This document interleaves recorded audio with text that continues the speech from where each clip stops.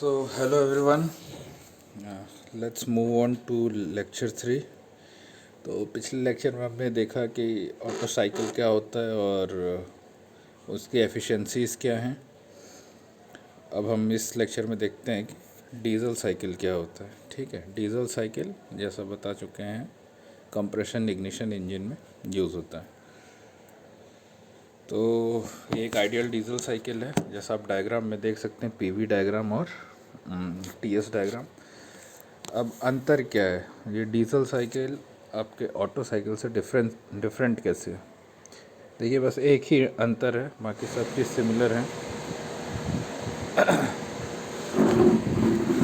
तो diesel cycle में आपका जो हीट एडिशन होता है वो होता है कांस्टेंट प्रेशर. ठीक है, जैसा कि आप लोग फिगर में देख सकते हैं 2 to 3 हीट एडिशन है. ठीक, अब उसमें आपका क्या होता था ऑटो साइकिल में, कांस्टेंट वॉल्यूम. ये जो आप देख रहे हैं फिगर में 2 to 3, ये है आपका कांस्टेंट प्रेशर हीट एडिशन. बाकी टोटल फिगर इतना सिमिलर है, बस आपका ये पोर्शन डिफरेंट हो जाता है, या मैं कहूँ ये पोर्शन. ठीक है, 2 to 3 आपका कांस्टेंट प्रेशर हीट एडिशन होता है, बाकी वही कांस्टेंट वॉल्यूम हीट रिजेक्शन है. ठीक है, वही आपके ये दोनों, यानी कि एक्सपेंशन भी एडियाबैटिक है और कंप्रेशन भी एडियाबैटिक है, जैसा कि ऑटो साइकिल में हो रहा था. तो 1 to 2 आपका एडियाबैटिक कंप्रेशन है, 2 to 3 constant pressure heat addition है, 3 to 4 एडियाबैटिक एक्सपेंशन है, और 4 to 1 आपका कांस्टेंट वॉल्यूम हीट रिजेक्शन है. ठीक है, ये यहाँ पे लिखा भी हुआ है. चलिए अब देखते हैं कि डीजल साइकिल की एफिशिएंसी क्या होगी. ठीक है, तो जैसा कि प्रोसेसेस मैं बता ही चुका हूँ, 1 to 2 एडियाबैटिक कंप्रेशन, एडियाबैटिक और रिवर्सिबल आइसेंट्रोपिक एक ही चीज़ होती है, मतलब 1 to 2 आपकी एंट्रोपी कांस्टेंट रहेगी. ठीक है, PV to the power gamma equals to constant relation follow होगा जब भी एडियाबैटिक प्रोसेस होता है. 2 to 3 constant pressure heat addition, 3 to 4 adiabatic expansion, 4 to 1 constant volume heat rejection. Compression ratio भी आपको एक्सप्लेन कर दिया है मैंने लास्ट लेक्चर में. कंप्रेशन रेशियो क्या होता है, V1/V2, यानी V swept plus V clearance upon V clearance. ठीक है, ये चीज़ें आपको क्लियर हो चुकी हैं, फिर से बताने की ज़रूरत नहीं है. नेक्स्ट आते हैं एक्सपेंशन रेशियो क्या होता है. तो जस्ट लाइक कंप्रेशन रेशियो, आपका एक्सपेंशन रेशियो है V4 ये वाला अपॉन V3. मतलब एक्सपेंशन के बाद जो वॉल्यूम है यानी 4, और एक्सपेंशन के पहले जो वॉल्यूम है यानी V3. तो आपका एक्सपेंशन रेशियो होता है V4/V3. ठीक है, उसके बाद एक और टर्म आता है इसमें, कट ऑफ रेशियो. मतलब हम जब फ्यूल का रेशियो कट कर देते हैं तब का वॉल्यूम, और फ्यूल के रेशियो कट होने के पहले का वॉल्यूम, उसका रेशियो कट ऑफ रेशियो होता है. ठीक, तो ये आपको दिया जाता है V3/V2. जैसे ये वाला पॉइंट V3, यहाँ पे जो वॉल्यूम है अपॉन V2. ठीक, जैसा मैंने बताया कि कोई भी न्यूमेरिकल डिराइव करते समय आप लोग TS प्लॉट ही यूज़ करिए, काफ़ी इजी हो जाता है. ठीक, मैं हमेशा TS प्लॉट यूज़ करता हूँ. अगर आपको प्रेफरेबल लगता है तो PV डायग्राम के थ्रू भी आप कोई न्यूमेरिकल या सॉल्व कर सकते हो. ठीक है, नेक्स्ट चलिए फिर एफिशिएंसी का हम सबको पता है कि 1 minus heat rejection by heat supplied होता है. अब इसमें heat rejection same constant volume heat rejection हो रहा है, तो CVDT होगा, यानी CV T4 माइनस T1. बस हीट सप्लाई डिफरेंट हो गया, उसमें आपका CVDT था, इसमें क्या हो जाएगा CPDT, क्योंकि कांस्टेंट प्रेशर प्रोसेस है. कांस्टेंट वॉल्यूम होता तो ये भी CVDT होता, लेकिन कांस्टेंट प्रेशर प्रोसेस है तो हम यूज़ कर रहे हैं CPDT. तो CP T3 माइनस T2. अब ये सबको पता है कि CP/CV equals to gamma. Gamma है ही रेशियो CP और CV का. ठीक है, CP specific heat at constant pressure, CV specific heat at constant volume. तो इनके रेशियो को हम गामा कहते हैं. तो CP/CV को मैंने रिप्लेस कर दिया गामा से, तो आपको फाइनली ये आ गया 1 minus 1 by gamma T4 minus T1 upon T3 minus T2. ठीक है, अब इसमें हम आपका न्यूमरेटर में T1 कॉमन निकाल लेते हैं और डिनोमिनेटर में T2 कॉमन निकाल लेते हैं, तो आपका ये हो जाएगा T4 bye T1 minus 1, T3 bye T2 minus 1। ठीक है, T1 कॉमन निकालोगे तो यही बचेगा, और नीचे T2 कॉमन निकालेंगे तो T3 bye T2 minus T1। ठीक, चलिए आगे बढ़ते हैं। अब आप लोगों को पता है PV इक्वल्स टू MRT होता है। ठीक है, यानी कि PV by T is constant her process में। ठीक है, M और इंटू R कांस्टेंट है, मतलब PV बाई T कांस्टेंट होता है। और अगर कांस्टेंट प्रेशर प्रोसेस है तो क्या होगा, प्रेशर भी कांस्टेंट हो गया, यानी volume by temperature would be constant. तो किसी भी कांस्टेंट प्रेशर प्रोसेस के लिए वॉल्यूम बाय टेम्परेचर कांस्टेंट होता है। इसका क्या मतलब होता है, V1 by T1 equals to V2 by T2 equals to V3 by T3 equals to V4 by T4। ठीक है, जितने भी है, अगर कांस्टेंट वॉल्यूम प्रोसेस है, सॉरी कांस्टेंट प्रेशर प्रोसेस है, तो ये इक्वल होगा। ठीक है, अब आप अपने फिगर के हिसाब से देखते हैं, हमारे पास कांस्टेंट प्रेशर प्रोसेस है 2 से लेकर के 3, तो हम क्या कह सकते हैं कि V2 by T2 equals to V3 by T3, है ना। 2 से 3 आपका कांस्टेंट प्रेशर प्रोसेस है, तो V2 by T2 equals to V3 by T3। इसको रीअरेंज करते हैं। ठीक है, T3 को इधर लेके चले जाते हैं और V2 को यहाँ ले आते हैं। क्या होगा उससे, सॉरी, क्या होगा उससे, T3 by T2 equals to V3 by V2। ठीक है, ये हो गया आपका सेकेंड इक्वेशन, मार्क कर लो इसको। ये सारे रिलेशन हम बाद में एफिशिएंसी के फार्मूले में पुट करेंगे, आपको एफिशिएंसी का फार्मूला आ जाएगा। अब एडियाबेटिक प्रोसेस आपका 1 से 2 है और 3 से 4 है, तो सेम फार्मूला जो हमने वहाँ लगाया था ऑटो साइकिल में, वही हम यहाँ डीजल साइकिल में लगाते हैं। T1 by T2 equals to V2 by V1 to the power gamma minus 1। ठीक है, ये ऐसे याद रख सकते हो आप कि 1 2 इधर है तो उधर 2 1 होगा, मतलब T1 बाई T2 वॉल्यूम को इन्वर्स कर दो, V2 by V1 to the power gamma minus 1। ठीक है, तो एडियाबैटिक प्रोसेस के लिए ये फार्मूला होता है। Similarly T4 by T3 will be equals to V3 by V4 to the power gamma minus 1। चलिए नेक्स्ट आते हैं। अब डिवाइडिंग 4 बाई 3, डिवाइडिंग 4 बाई 3 मतलब मैं इस इक्वेशन को, सॉरी, हाँ, जो आपका 4 इक्वेशन है 4 बाई 3 कर रहा हूँ। ठीक है, तो उससे क्या होगा, T4 by T3 upon T1 by T2 will be equal to V3 by V4 to the power gamma minus 1 upon V2 by V1 to the power gamma minus 1। Same चीज़ है, बस दोनों में डिवाइड कर दिए। ठीक है, अभी T1 बाई T2 को, इस वाले को मैं ऊपर लेकर के जा रहा हूँ, इन्वर्स हो जाएगा T4 by T3 into T2 by T1। Similarly मैं ये V2 बाई V1 को भी ऊपर ले जा रहा हूँ, तो वो V1 बाई V2 हो जाएगा। ठीक है, तो V3 by V4 into V1 by V2 whole gamma minus 1। अब V1 और V4 इक्वल है, क्यों, क्योंकि कांस्टेंट वॉल्यूम प्रोसेस है। ठीक है, तो V1 और V4 इक्वल है, कैंसिल हो गए। आपके पास एंड में क्या बचा, T4 by T3 equals to T4 by T3 into T2 by T1 equals to V3 by V2 to the power gamma minus 1। ठीक है, इसमें से मैं T4 बाई T1 LHS में रखता हूँ, मतलब लेफ्ट हैंड साइड रखता हूँ, और T2 बाई T3 को RHS में ट्रांसफ़र कर देते हैं। तो क्या हो जाएगा, T4 by T1 equals to T3 by T2 V3 by V2 to the power gamma minus 1। ठीक है, सिंपल है, कुछ नहीं, हम बस इक्वेशन सॉल्व कर रहे हैं, दोनों को डिवाइड किया और आगे जो होता जा रहा है हम करते चले जा रहे हैं।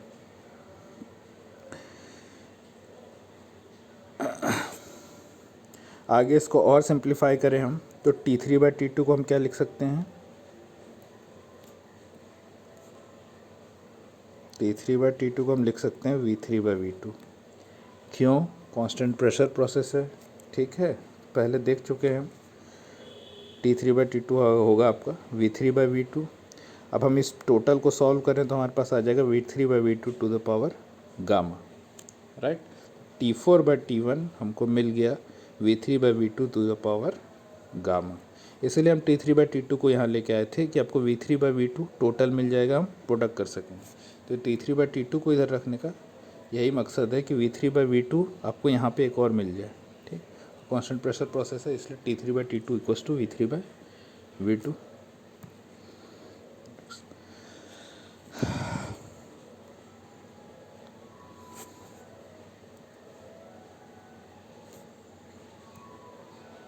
अब एफिशिएंसी का फार्मूला हम देखते हैं, जो हमारे पास पहले आ चुका है, ये उसी को रिपीट किया मैं, जो पहले हम ला चुके हैं, ठीक है। वो आया था 1 minus T1 by gamma T2 T4 by T1 minus 1 upon T3 by T2 minus 1, ठीक है। T1 T2 कॉमन निकाल लिए थे, तो ये आया था। अब हम सबकी वैल्यूज़ पुट करते हैं धीरे धीरे, ठीक। अब T2 बाई T1 है आपका V1 by V2 to the power gamma minus 1, है ना। ये T2 बाई T1 हो जाएगा, यहाँ आके T1 नीचे लाओगे तो T2 बाई T1 हो जाएगा।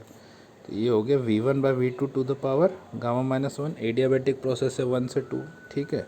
इसीलिए T4 बाई T1 हमने इसके जस्ट पहले डिराइव किया है। T4 by T1 V3 by V2 to the power gamma, है ना। ये देखो T4 by T1 equals to V3 by V2 to the power gamma.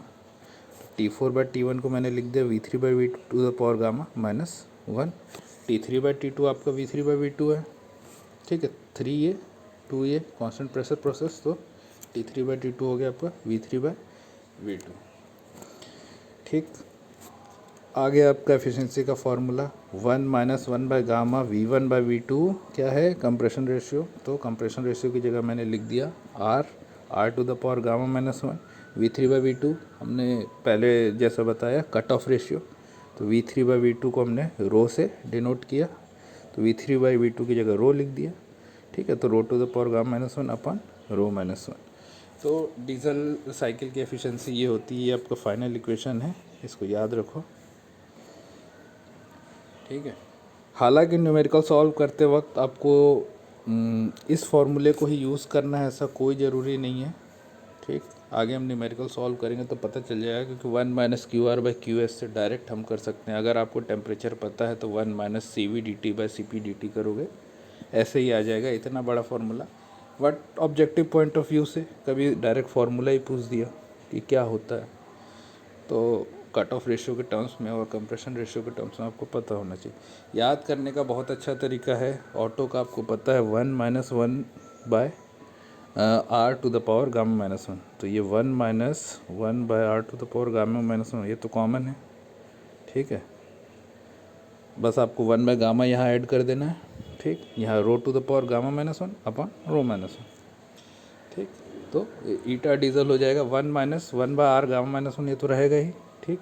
एक गामा नीचे ऐड हो जाएगा और rho to the power gamma minus 1 upon rho minus 1। तो ये आपको डीजल साइकिल की एफिशिएंसी होगी, ठीक है। Next real auto and diesel cycle. अभी तक जो हम देख रहे थे ये आइडियल या थ्योरेटिकल साइकिल है, ठीक है। एक्चुअल कैसा होता है, तो एक्चुअल ये आपका प्रेशर वॉल्यूम कर्व है दोनों, ठीक है। ये आपका ऑटो साइकिल है, ये डीजल साइकिल। देख लो किस तरह से होता है। अंतर यही आया कि जहाँ आपके डायरेक्ट पॉइंटेड एंड बन रहे थे आइडियल फिगर्स में, ठीक है, या थ्योरेटिकल फिगर्स में, यहाँ पे आपका कर्व आ जाता है। क्यों कर्व आ जाता है, फ्रिक्शन की वजह से, due to the frictional losses, ठीक है। कोई भी साइकिल आपकी आइडियल नहीं हो सकती, क्योंकि फ्रिक्शन हर जगह है। कुछ भी रिलेटिव मोशन हो रहा है तो फ्रिक्शन होगा ही होगा। तो इसीलिए हमेशा हम सॉल्व आप उसको आइडियल मान के ही करते हो, बट कुछ ना कुछ डिफरेंस रहता है एक्चुअल में और आइडियल में, ठीक है। तो ये ग्राफ आप एक बार रिमेंबर रखना बस, ठीक है। ये आपका कांस्टेंट प्रेशर प्रोसेस है, कांस्टेंट वॉल्यूम प्रोसेस है, constant pressure heat addition, constant volume heat rejection. इसमें constant volume heat addition, constant volume heat rejection, Otto cycle and diesel cycle, ठीक है। तो एक बार रियल साइकिल आप लोग देख लीजिएगा बना करके, हो सकता है पूछ दे एग्ज़ाम में कि एक्चुअल साइकिल बनाइए न कि आइडियल साइकिल, तो ये डायग्राम आप लोग ड्रॉ कर लीजिएगा। नेक्स्ट एक और चीज़ है ड्यूल फ्यूल साइकिल, ठीक। ड्यूल फ्यूल साइकिल का क्या मतलब हुआ, बोथ पेट्रोल प्लस डीजल। तो इसकी जो साइकिल होती है इसमें बाकी चीज़ें सेम है, ये 3 प्रोसेस सेम है। ऊपर आपका डिफरेंस आ जाता है यहाँ पे हीट एडिशन। हीट एडिशन में क्या डिफरेंस आ गया कि पहले कांस्टेंट वॉल्यूम हीट एडिशन होगा, फिर कांस्टेंट प्रेशर हीट एडिशन होगा। ठीक है, ऑटो साइकिल में आपका सिर्फ कांस्टेंट वॉल्यूम हीट एडिशन हो रहा था, डीजल साइकिल में कांस्टेंट प्रेशर हीट एडिशन हो रहा था, डुअल साइकिल में पहले कांस्टेंट वॉल्यूम हीट एडिशन फिर constant pressure heat addition. Clear है? डुअल फ्यूल साइकिल आपके सिलेबस में नहीं है, ना ही इससे रिलेटेड न्यूमेरिकल हम करेंगे, बस एक ओवरव्यू के लिए।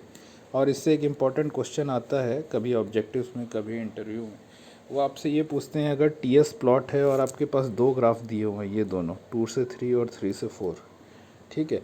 अब देखो टीएस प्लॉट में आपका कांस्टेंट वॉल्यूम प्रोसेस भी इस तरह से बनता है, ठीक, और कांस्टेंट प्रेशर प्रोसेस भी इस तरह से बनता है। तो आप कैसे डिफ्रेंशिएट करोगे कौन सा प्रोसेस कांस्टेंट वॉल्यूम है, कौन सा प्रोसेस कांस्टेंट प्रेशर है? तो इसका एक चीज़ याद रखना, जो कांस्टेंट वॉल्यूम प्रोसेस होता है टीएस कर्व में उसका स्लोप ज़्यादा होता है, कांस्टेंट प्रेशर प्रोसेस का स्लोप कम होगा। तो जिस कर्व का स्लोप आपका ज़्यादा है वो कांस्टेंट वॉल्यूम है, जिस कर्व का स्लोप थोड़ा सा कम है वो कांस्टेंट प्रेशर है। ठीक है, तो ये याद रखना, कभी भी आपसे दो कर्व बना करके आपसे दो कर्व अलग अलग बना करके पूछा जा सकता है कि उसमें कांस्टेंट वॉल्यूम कौन सा है और कांस्टेंट प्रेशर कौन सा है। तो अब बता दीजिएगा कि कांस्टेंट वॉल्यूम का कर्व ज़्यादा होता है, तो जो ज़्यादा कर्वी है स्लोप ज़्यादा होता है, आई एम सॉरी, जो ज़्यादा स्लोप जिसका भी ज़्यादा है वो आपका कांस्टेंट वॉल्यूम प्रोसेस है, और जिसका स्लोप कम है वो कांस्टेंट प्रेशर प्रोसेस। ठीक है, चलिए आगे बढ़ते हैं फिर। अब दोनों के बीच का डिफरेंस हम देख लेते हैं थोड़ा, क्या क्या डिफरेंस है। ठीक है, SI engine versus CI engine.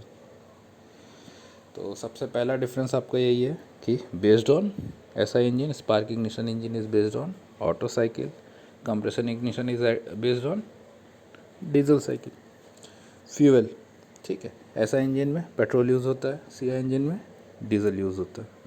ठीक, high self ignition temperature, low self ignition temperature.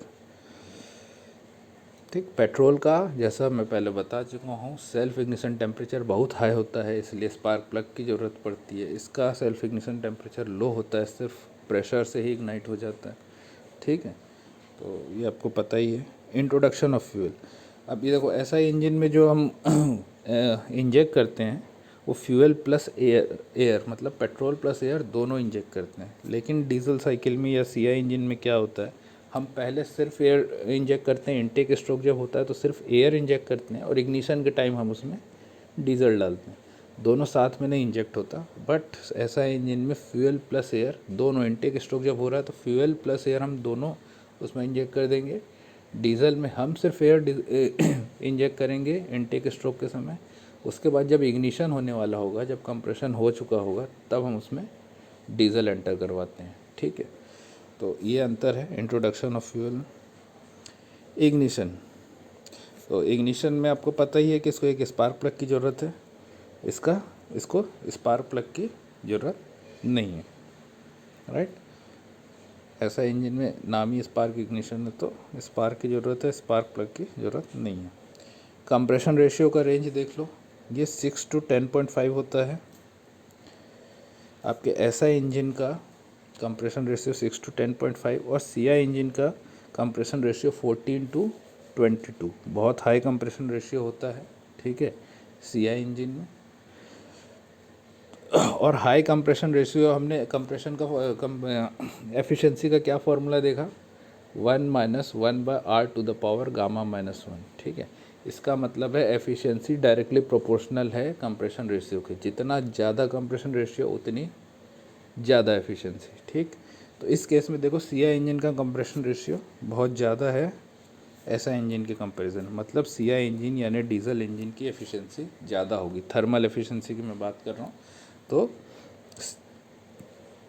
CI engine की एफिशिएंसी नेचुरली ज़्यादा होगी क्योंकि कंप्रेशन रेशियो इसका ज़्यादा है। ठीक है, जैसा कि हमने अभी डेरिवेशन से देखा कि ये डायरेक्ट एफिशिएंसी आपकी डायरेक्टली प्रोपोर्शनल हो रही है कंप्रेशन रेशियो से, तो इसका कंप्रेशन रेशियो ज़्यादा, उसकी एफिशिएंसी ज़्यादा। अच्छा, एक क्वेश्चन और आता है आपके एग्ज़ाम में जिसमें लोग कंफ्यूज होते हैं। आपसे पूछा जाता है कि थर्मल एफिशिएंसी किसकी ज़्यादा है, ऐसा इंजन या सीआई इंजन की, अगर मैंने दोनों का कंप्रेशन रेशियो सेम रखा है तो। ठीक है, क्वेश्चन ठीक से पढ़ना कि अगर कंप्रेशन रेशियो सेम है तो एफिशिएंसी किसकी ज़्यादा है। तो सीआई इंजन की एफिशिएंसी क्यों ज़्यादा होती है, क्योंकि कंप्रेशन रेशियो ज़्यादा है। लेकिन अगर दोनों का आप एफिशिएंसी कंप्रेशन रेशियो सेम कर दोगे, ठीक है, तो एफिशिएंसी ज़्यादा होती है एसआई इंजन की। तो ये याद रखना, सीआई इंजन मत मार के आना अगर ये कहा गया है कि कंप्रेशन रेशियो सेम है। सेम कंप्रेशन रेशियो में एफिशिएंसी ज़्यादा होती है एसआई इंजन की। ठीक, अगर ये नहीं लिखा है कि कंप्रेशन रेशियो सेम है तो आपका डीजल इंजन का एफिशिएंसी ज़्यादा होगा। स्पीड, तो स्पीड आपकी एसआई इंजन की ज़्यादा होती है, ठीक है, और सीआई इंजन का कम होता है। आरपीएम आपका कम होता है एसआई इंजन का, यानी पेट्रोल गाड़ी की स्पीड ज़्यादा होती है, डीजल गाड़ी की स्पीड कम होती है। एफिशिएंसी, मैक्सिमम एफिशिएंसी लोअर, ठीक है, जैसा मैं बताया, due to low compression ratio. इसकी एफिशिएंसी लोअर होगी क्योंकि लो कंप्रेशन रेशियो है। इसकी एफिशिएंसी हाई होगी क्योंकि हायर कंप्रेशन रेशियो। वेट, ये हल्का होता है आपका, एसआई इंजन हल्का होता है, सीआई इंजन भारी होता है, ठीक है। सीआई इंजन आपका वेट में थोड़ा हैवी होगा, उसका डिज़ाइन थोड़ा हैवी होता है, ठीक है, और स्पार्क इग्निशन इंजन का डिज़ाइन हल्का होता है। तो ठीक है, आज के लिए बस इतना ही।